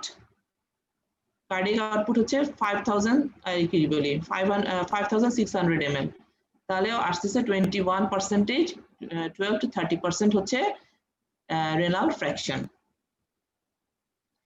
এখন হচ্ছে auto regulation of GFR and renal blood flow, তাহলে what do mean by auto regulation, এটা ভাইবাল কোশ্চেন, রিটেনের কোশ্চেন। হ্যাঁ, write down the auto regulation of GFR and renal blood flow, খুবই ইম্পর্টেন্ট, এটা very much important both viva and written. What do you mean by auto regulation? তাহলে auto regulation হচ্ছে এটা একটা ইন্ট্রিনসিক মেকানিজম, যেটা কিডনির আল্লাহ তাআলা দিয়ে দিয়েছে, একটা ইন্ট্রিনসিক ক্যাপাবিলিটি, যে আমাদের ব্লাড প্রেশার তো আপ ডাউন করতে পারে, আমরা একটু বিশেষ করে যারা একটু বয়স হয়েছে, যাদের ব্লাড প্রেশার, অসংখ্য ব্লাড প্রেশার রোগী আছে আমাদের, তাহলে ব্লাড প্রেশার কখনো ফল করে আবার কখনো রেইজ করে, তাহলে এই যে ব্লাড প্রেশার আপ ডাউন করছে তারপরেও রেনাল ব্লাড ফ্লো কিডনিতে কনস্ট্যান্ট থাকছে এবং জিএফআরও মোটামুটি রিলেটিভলি, আমরা বলছি রিলেটিভলি কনস্ট্যান্ট থাকছে। হ্যাঁ, এই কারণটা কি? এটার কারণ হচ্ছে অটো রেগুলেশন, মানে ব্লাড প্রেশার যতই আপ ডাউন করুক না কেন, যা কিছুই হোক না কেন, কিডনির একটা অটো রেগুলেশন মেকানিজম আছে যেটা intrinsic capacity of the kidney, যেটা জিএফআর এবং রেনাল ব্লাড ফ্লোকে রিলেটিভলি কনস্ট্যান্ট রেখে দেয়। আমাদের জিএফআর একদম যতই ব্লাড প্রেশার বাড়ুক না কেন, যতই কমুক না কেন, জিএফআর এবং ব্লাড ফ্লো, আমাদের রেনাল ব্লাড ফ্লোটা মোটামুটি কনস্ট্যান্ট থাকে, সেটাকে আমরা বলছি অটো রেগুলেশন। তাহলে হচ্ছে ফিডব্যাক মেকানিজম, এটা তোমাদের এটা একটা ডেফিনিশন। তাহলে feedback mechanism intrinsic to the kidneys normally keep the renal blood flow and GFR relatively constant despite marked changes in the arterial blood pressure. This relative constancy of GFR and renal blood flow is referred to as autoregulation. এবং এই autoregulationটা হয় কিভাবে? দুইটা ভাবে, by two ways: glomerulotubular balance and myogenic mechanism. তাহলে what is glomerulotubular balance? Changes in arterial pressure usually exert much less of an effect on urine volume for two reasons. The arterial pressure বেড়ে গেছে, তাহলে তো renal blood flow বেড়ে যাবে, GFR ও বেড়ে যাবে, urine আউটপুটও বেড়ে যাবে, তাহলে তো ইউরিনেশন করতে করতেই অবস্থা কাহিল। কিন্তু সেরকম কোনো কিছুই ঘটে নাই, ইউরিন ভলিউম 0.5 থেকে 1.5 লিটার পার ডে কনস্ট্যান্ট থাকে। হ্যাঁ, তাহলে এটা কি কারণ? এক নম্বর হচ্ছে renal autoregulation prevents large changes in GFR that would otherwise occur. এই autoregulationটা GFR কে চেঞ্জ হতে দিচ্ছে না, যেটা হওয়ার কথা ছিল সেটা হতে দিচ্ছে না। There are additional adaptive mechanism in the renal tubule that causes them to increase their reabsorption rate when GFR rises. A phenomena referred to as glomerulotubular balance. তাহলে what is glomerulotubular balance?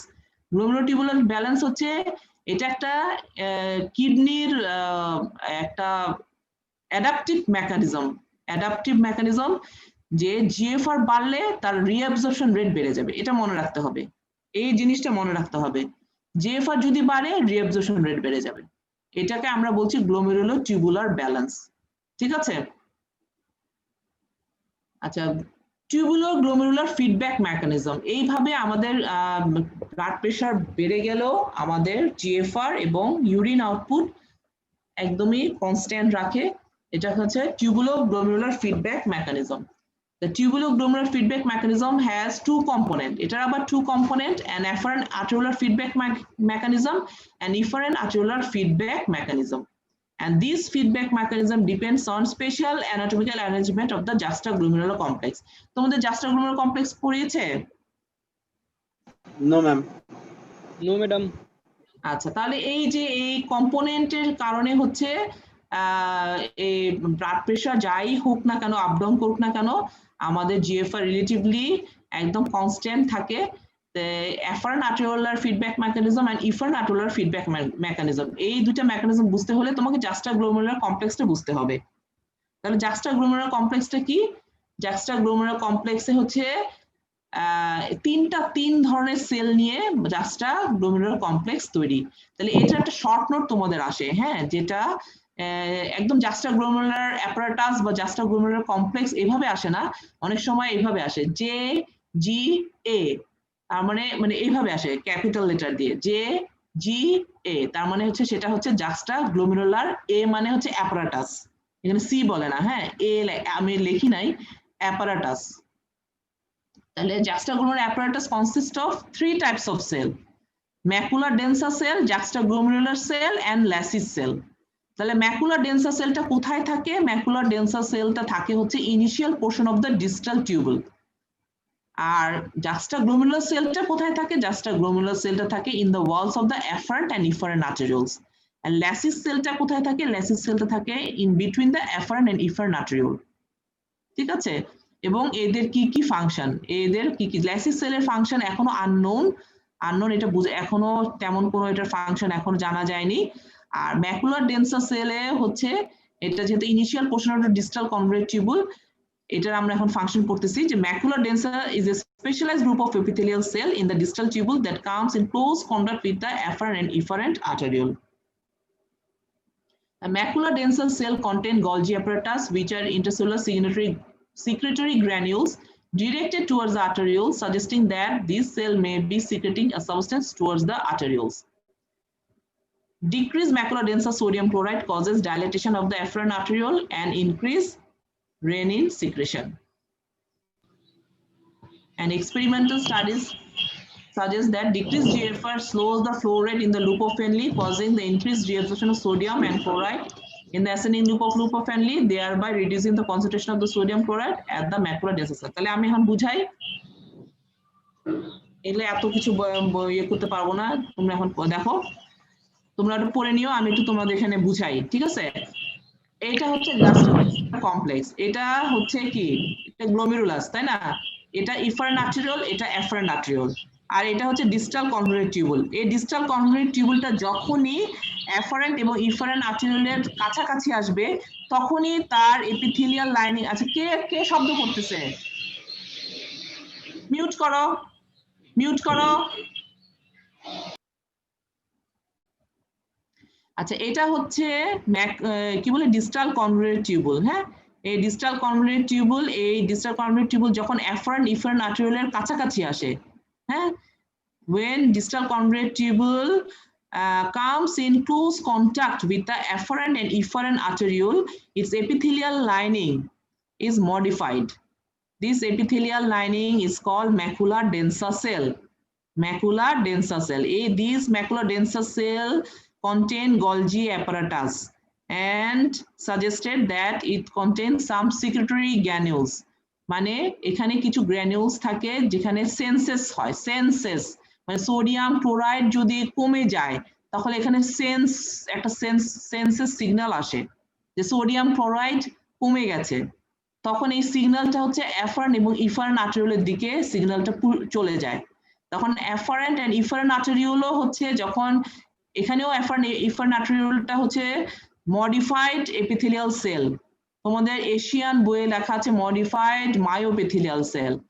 এখন it is modified মায়োএপিথেলিয়াল সেলও বলতে পারো অথবা modified epithelial সেলও বলতে পারো। আমি এটা epithelial সেলই বলতে চাই কারণ এপিথেলিয়াল সেলের ভিতরেই সিক্রেটরি গ্র্যানিউলস থাকে। তাহলে এই যে এখানে এপিথেলিয়াল লাইনিংটা মডিফাইড হয়ে গেছে, সেটাকে আমরা বলছি জাক্সটাগ্লোমেরুলার সেল। এই জাক্সটাগ্লোমেরুলার সেলের মধ্যে থাকে কতগুলো মানে সিক্রেটরি গ্র্যানিউলস, যেখানে থাকে রেনিন। রেনিন হচ্ছে, এই কে শব্দ করে তো ডিস্টার্ব লাগতেছে, এরকম করলে কিন্তু পড়াবো না। আচ্ছা, জাক্সটাগ্লোমেরুলার সেল তোমাদের পড়াতে তো আমার তো কষ্ট হয়, বুঝছো? তোমরা এরকম দুষ্টামি করো কেন? জাক্সটাগ্লোমেরুলার সেলের ভিতরে থাকে হচ্ছে সিক্রেটরি গ্র্যানুলস, যেখানে থাকে রেনিন। এই রেনিনটা হচ্ছে একটা হরমোন। আমরা জানি যে কিডনি 3টা হরমোন সিক্রেট করে, তাই না? একটা রেনিন, ইরাইথ্রোপয়েটিন, আর আরেকটা কি 125 ডাইহাইড্রোক্সি কোলিক্যালসিফেরল। এই 3টা হরমোন কিডনি তৈরি করে। তাহলে এই যে একটা হরমোন এখানে রেনিন, তাহলে রেনিনটা কোথায় থাকে? জাক্সটাগ্লোমেরুলার সেলে থাকে। তাহলে রেনিন কখন সিক্রেশন হবে? যখন ব্লাড ফ্লো কমে যাবে, decrease blood flow, decrease GFR. হ্যাঁ, তখন জিএফআর ডিক্রিজ, আমরা এটা কি পড়েছিলাম গ্লোমেরুলার টিউবুলার ব্যালেন্সে, যে যখনই জিএফআর কমে যায় তখনই সোডিয়াম ক্লোরাইডের রিঅ্যাবজর্পশন বেড়ে যায় রেনাল টিউবুলস দিয়ে। তাহলে এই যে জিএফআর কমে গেল, তাহলে কিডনি টিউবুলস মানে specially proximal convoluted tubule and ascending limb of loop of Henle দিয়ে সোডিয়াম ক্লোরাইড কনসেন্ট্রেশন বেড়ে যায়, এই রিঅ্যাবজর্পশনটা বেড়ে যায়। তাহলে রিঅ্যাবজর্পশন হয়ে সে তো ব্লাডেই চলে গেল। তাহলে ম্যাকুলার ডেন্সা সেল, যেটা ডিস্টাল কনভলিউটেড টিউবুল, এই ম্যাকুলার ডেন্সা সেলে সোডিয়াম ক্লোরাইড কনসেন্ট্রেশনটা ডিক্রিজ সোডিয়াম ক্লোরাইড কনসেন্ট্রেশন, তখন it causes senses of the macula densa, that causes secretion of that causes senses to the juxtaglomerular cell, and juxtaglomerular cell then secrete renin. These renin act on angiotensinogen. আমরা জানি যে angiotensinogen একটা কি plasma protein. তাহলে it convert angiotensinogen to angiotensin 1. Then angiotensin 1 is converted to angiotensin 2. Angiotensin 2 কোথায় তৈরি হয়? তোমরা জানো এটা, বলো Lung. কোথায় তৈরি হয় অ্যাঞ্জিওটেনসিন 2? Ma'am, lung. হ্যাঁ, লাংসের Lungs. এন্ডোথেলিয়ামে, লাংসের এন্ডোথেলিয়াম। তাহলে ওখানে এন্ডোথেলিয়ামে অ্যাঞ্জিওটেনসিন কনভার্টিং এনজাইম থাকে সেই জন্য। তাহলে এটা অ্যাঞ্জিওটেনসিন 2 তে কনভার্টেড হয়। এই angiotensin 2 is a strong vasoconstrictor agent. এই অ্যাঞ্জিওটেনসিন 2 তখন কি করবে, ইফারেন আর্টেরিওলকে কনস্ট্রিক্ট করবে। যদি মডারেটলি কনস্ট্রিক্ট করে তাহলে ইনক্রিজ হাইড্রোস্ট্যাটিক প্রেসার হলে জিএফআর টা আবার নরমাল হয়ে যাবে, জিএফআর গোজ টুয়ার্ডস নরমাল। ঠিক আছে? আর এখানে অ্যাফারেন আর্টেরিওলে কি হয়, অ্যাফারেন আর্টেরিওলে যেহেতু decrease sodium chloride concentration in the macula densa and it causes afferent arteriole decrease the resistance of the afferent arteriole. যেটা সোডিয়াম ক্লোরাইড হচ্ছে রেজিস্ট্যান্স বাড়ায়, ব্লাড ফ্লো এর রেজিস্ট্যান্স বাড়ায়। এখন সোডিয়াম ক্লোরাইডের কনসেন্ট্রেশনই কমে গেছে, তাহলে afferent arteriole রেজিস্ট্যান্স কমে যায়। there is an dilatation of the afferent arteriole তখন ডাইলেটেশন হয়। ডাইলেটেশন হলে হিউজ ব্লাড চলে যায় এই গ্লোমেরুলাসে, তাহলে সেখানে increase hydrostatic pressure and increase GFR. ঠিক আছে? তোমাদের কাছে তোমরা কোশ্চেন করলা না, আমাদের বিগত স্টুডেন্টরা আমাকে কোশ্চেন করেছিল যে ম্যাডাম অ্যাঞ্জিওটেনসিন 2 ইফারেন আর্টেরিওলকেই শুধু কনস্ট্রিক্ট করে, অ্যাফারেন আর্টেরিওলকে তাহলে কেন কনস্ট্রিক্ট করে না? তাহলে এটার অ্যান্সার হচ্ছে যে অ্যাফারেন আর্টেরিওলে সোডিয়াম ক্লোরাইড কনসেন্ট্রেশন ডিক্রিজ হয় এবং এই কারণে এখানে রেজিস্ট্যান্স কমে যায় এবং এই কারণে এখানে একটা dilatation of the afferent arteriole হয়। এই ছাড়াও এখানে nitric oxide and prostaglandin release হয়, nitric oxide and prostaglandin release হয়, এই কারণে এটা ডাইলেটেশন হয়। এটা এমনই মানে এখানে কনস্ট্রিকশন হওয়ার আগেই এটা ডাইলেট করে যায়। ঠিক আছে? তাহলে এখানে অ্যাঞ্জিওটেনসিন 2 টা অ্যাফারেন আর্টেরিওলের উপরে কাজ করে না, এটা শুধু ইফারেন আর্টেরিওলের উপরে কাজ করে। ওকে, বোঝা গেল? তাহলে এইভাবে তারা ইফারেন আর্টেরিওলটা হচ্ছে এখানে মডারেট কনস্ট্রিক্ট হলে এখানে হাইড্রোস্ট্যাটিক প্রেসার বেড়ে যায় এবং জিএফআর নরমাল হয়ে যায়। আর এখানে ডাইলেটেশন হয় যার জন্য হাইড্রোস্ট্যাটিক বেড়ে যায়। অ্যাফারেন আর্টেরিওল ব্লাড এখানে কি ঢুকছে আর এটা কি বের হচ্ছে, তাই না? এটা বের হচ্ছে। তাহলে এটাকে তুমি যদি কনস্ট্রিক্ট করো আবার ব্যাক ফ্লো হবে, ব্লাডের ব্ল্যাক ফ্লো হয়ে এখানে হাইড্রোস্ট্যাটিক প্রেসার বেড়ে যায়। আর সিভিয়ার কনস্ট্রিকশন যদি করো তাহলে কি হবে, একদম টোটালি ব্লক হয়ে গেল। টোটালি ব্লক হয়ে গেলে কি হবে, এখান থেকে তো ব্লাড যাচ্ছে, ব্লাড আসতেছে, তাহলে এখানে প্লাজমা প্রোটিনের কনসেন্ট্রেশন বেড়ে যাবে, যাতে করোনাল অসমোটিক প্রেসার বেড়ে যায়, এই জন্য আবার ওখানে জিএফআর কমে যাবে। তাহলে ম্যাম, হ্যাঁ জি ম্যাম, অ্যাঞ্জিওটেনসিন 2 কি শুধুমাত্র ইফারেন্ট আর্টেরিওলে মডারেট কনস্ট্রিকশন করতে পারে? মডারেট কনস্ট্রিকশনই করে, মানে আমাদের বডিতে এটা আমাদের স্বাভাবিক। যেমন আমি একটু বয়স্ক মহিলা, আমার তো ব্লাড প্রেসার আছে, আমার কিন্তু অ্যাঞ্জিওটেনসিন 2 মডারেটই করবে। কখন এক্ষেত্রে ম্যাম কখনো কি সেভার কনস্ট্রিকশন করতে পারে অ্যাঞ্জিওটেনসিন 2? হ্যাঁ বললাম তো, সিভিয়ার কখন করবে, সিভিয়ার কনস্ট্রিকশন কখন হবে, যখন সিভিয়ার হেমোরেজ হবে। যেমন রোড ট্রাফিক অ্যাক্সিডেন্ট হলো, হিউজ ব্লাড লস হচ্ছে, তখন সিম্প্যাথেটিক অ্যাক্টিভিটি বেড়ে যাবে, তখন সিভিয়ার ভেসোকনস্ট্রিকশন হবে। ঠিক আছে? অথবা ব্রেনে ইস্কেমিয়া হলো, ব্রেনে কোনো কারণে ইস্কেমিয়া হলো, কোনো ব্লাড ভেসেল একেবারে কোলেস্টেরল দিয়ে ভরে গেছে, হ্যাঁ, ব্লাড সাপ্লাই নেই কোনো অর্গানে, তখন আবার ভেসোকনস্ট্রিকশন হবে। ঠিক আছে? তখন এটা হচ্ছে প্যাথোলজিক্যাল কন্ডিশনে হবে। আমাদের ফিজিওলজিক্যাল কন্ডিশনে কিন্তু মডারেট কনস্ট্রিকশনই হয়। Okay ma'am. আচ্ছা ম্যাম, জাক্সটা মিন্স কি নিয়ার বা নিকটে? হ্যাঁ, জাক্সটা মানে হচ্ছে নিয়ার। এই যে জাক্সটা গ্লোমেরুলার অ্যাপারেটাস মানে হচ্ছে অ্যাফারেন্ট ডিফারেন্ট আর্টেরিওলের কাছাকাছি যখন ডিস্টাল কনভলিউটে চলে যায়, সব কাছাকাছি চলে আসে, সব অ্যাপ্রক্সিমেট হয়ে যায়, সেজন্য আমরা এটাকে বলছি জাক্সটাগ্লোমেরুলার অ্যাপারেটাস। Okay ma'am. তাহলে এটার ফ্লো চার্ট তোমরা দিয়ে দিবা, হ্যাঁ, যে auto regulation of the renal blood flow, এটা ফ্লো চার্ট দিয়ে দিবা। তাহলে এখানে না রিটেনে আমরা প্রায় দেখি ইনক্রিজ ব্লাড প্রেশার দিয়ে শুরু করে, তাহলে ইনক্রিজ ব্লাড প্রেশার দিয়ে যদি শুরু করে তখন তাদেরকে একটা বড় করে জিরো দিয়ে দেই, বড় করে একটা জিরো পেয়ে যায়। তাহলে decrease arterial pressure, decrease glomerular hydrostatic pressure, decrease glomerular hydrostatic pressure, তাহলে ডিক্রিজ জিএফআর, GFR ডিক্রিজ করলো, তাহলে ম্যাকুলার ডেন্সার সেলে decrease sodium chloride concentration decrease. Decrease sodium chloride concentration in the macula densa that senses to the juxtaglomerular cell. These juxtaglomerular cell secrete renin. তাহলে renin কে secrete করে? Juxtaglomerular cell. তাহলে renin causes increased renin secretion, ultimately angiotensin 1 and angiotensin 2 formation. This angiotensin 2 causes efferent arteriolar resistance, that is efferent arteriolar constriction. This efferent arteriolar constriction causes negative feedback, that is increase glomerular hydrostatic pressure, increase GFR, that returns the GFR towards normal value. And another is efferent arteriolar resistance, that is macular densa sodium chloride decrease and efferent arteriolar resistance, decrease efferent arteriolar resistance, that is efferent arteriolar dilatation. And this efferent arteriolar dilatation causes negative feedback, that is increased glomerular hydrostatic pressure, increased GFR, that is GFR towards normal. So this is the feedback mechanism.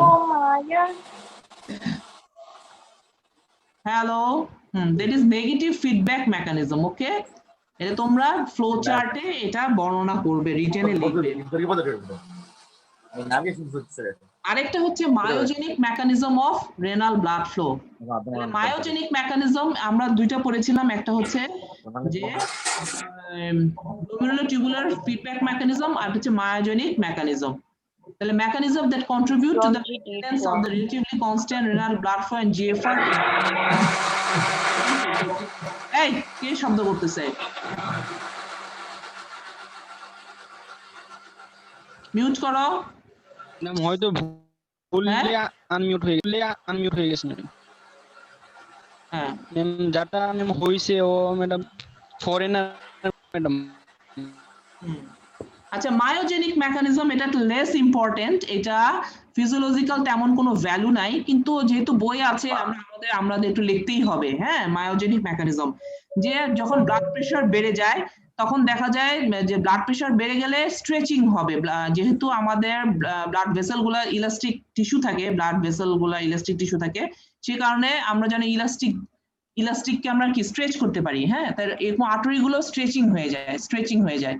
তাহলে বেশি stretching হয়ে গেলে blood প্রেশারও আরো বেড়ে যাবে। হ্যাঁ, তো সেটাকে কিভাবে মিনিমাইজ করে হচ্ছে মায়োজেনিক মেকানিজম। মায়োজেনিক মেকানিজমটা কি? এখানে ক্যালসিয়াম আয়নটা ঢুকে যায় এক্সট্রাসেলুলার ফ্লুইড থেকে ব্লাড ভেসেলের এন্ডোথেলিয়াল সেলে, সেখানে গিয়ে ক্যালসিয়ামের কাজ হচ্ছে মাসল কন্ট্রাকশন করা। তাহলে ক্যালসিয়ামের জন্য এখানে স্মুথ মাসলের কন্ট্রাকশন হচ্ছে, স্মুথ মাসলের কন্ট্রাকশনের কারণে হচ্ছে ব্লাড ফ্লোটা, রেনাল ব্লাড ফ্লো কমে যায়। রেনাল ব্লাড ফ্লো কমে গেলে জিএফআরও কমে যায়। তাহলে ব্লাড প্রেশার যখন বেড়ে যায়, হ্যাঁ, এটা মায়োজেনিক মেকানিজম, যে ব্লাড প্রেশার যদি বেড়ে যায় তাহলে হচ্ছে রেনাল আর্টারিতে কন্ট্রাকশন হয়, তাহলে কন্ট্রাকশন হলে হচ্ছে ব্লাড ফ্লো কমে যাবে, জিএফআরও কমে যাবে। এইটাই হচ্ছে মায়োজেনিক অটো রেগুলেশন। তাহলে সেটাই বলেছে এখানে। The mechanism that contribute to the maintenance of a relatively constant blood flow and GFR is the ability of individual blood vessel to resist stretching during increased arterial pressure, a phenomenon referred to as myogenic mechanism. এবং এখানে কি হয়, blood vessels, especially the small arterioles গুলাই হচ্ছে মানে give resistance throughout the body, have shown that they respond to increased wall tension or wall stretch by contraction of the vascular smooth muscle. Stretch of the vascular wall allows increased movement. Madam Constriction না, contraction, not madam GF. হ্যাঁ বলো না madam, তাহলে ঠিক আছে madam. হ্যাঁ, তাহলে যখনই ব্লাড প্রেশার বেড়ে যাবে তখনই হচ্ছে ক্যালসিয়াম গুলা ঢুকে যায় ভেসেল ওয়ালে এবং কন্ট্রাকশন করে। The stretch of the vascular wall allows increased movement of calcium ion from the extracellular fluid into the cell, causing them to contract. This contraction prevents excessive stretch of the vessel and at the same time, by raising the vascular resistance, help prevent excessive increase in renal blood flow and GFR when arterial pressure raises. So arterial pressure raise করলো, তাহলে contraction হলো, এই contractionটা prevent করবে excessive increase renal blood flow and GFR. তাহলে আবার জিএফআরটা normal হয়ে যায়। Okay, thank you. Any question? আর কোনো কোশ্চেন আছে? তাহলে auto regulation of renal blood ফ্লোটা তোমরা পড়বে যে এটা দুইটা মেকানিজম, একটা হচ্ছে glomerulotubular feedback mechanism and myogenic mechanism, এই দুইটা মেকানিজমই তোমরা লিখবে। আচ্ছা, রাগিব আছে রোল 1? জি ম্যাডাম। হ্যাঁ, তাহলে আমাকে রোল নাম্বারগুলো ইনবক্সে দিয়ে দিও। আচ্ছা ম্যাম, ঠিক আছে। তাহলে কি কোনো কোশ্চেন নাই কারো? তাহলে আমি আপাতত নাই ম্যাম, পরের ক্লাসে ইনশাআল্লাহ। আচ্ছা, তাহলে আমি কোশ্চেনগুলো রিটেনের কোশ্চেন এটা কি আসে মানে জিএফআর এর ডেফিনিশন খুবই ভালো মতন শিখতে হবে। জিএফআর ডেফিনিশন না বলতে পারলে কিন্তু ফেল। তাহলে define GFR, what are the determinants of GFR, তারপরে what are the factors affecting GFR, what is net filtration pressure, calculate net filtration pressure. এটা হচ্ছে আসল পড়া, ঠিক আছে? তারপরে what do mean by auto regulation of renal blood flow, how it is maintained, ঠিক আছে? এটা তোমরা পুরোপুরি এটা যা পড়ালাম এটা ভালো করে পড়ে লিখবে। তো ওকে, আমি লিভ করছি। হ্যাঁ, জি ম্যাম। ম্যাম আসসালামু আলাইকুম। আসসালামু আলাইকুম।